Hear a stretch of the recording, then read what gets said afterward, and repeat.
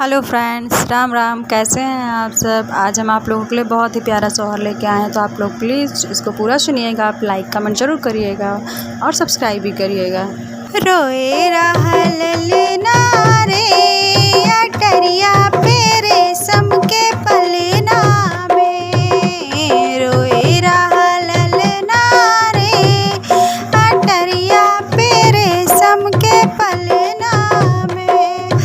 जो सासू आवे आने न दूंगी, चरुआ चढ़ावे चढ़ाने न दूंगी।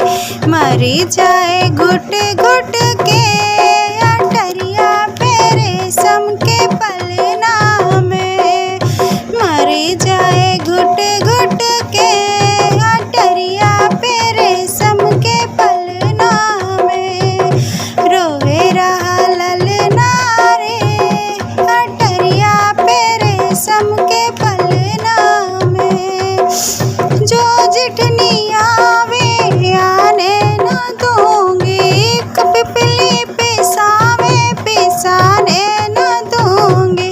मर जाए घुट घुट के अटरिया पे रेशम के पलना में। रोए रहल लेना रे अटरिया पे रेशम के पलना में। जो ननदी आवे आने न दूंगी, कजला लगावे लगाने न दूंगी।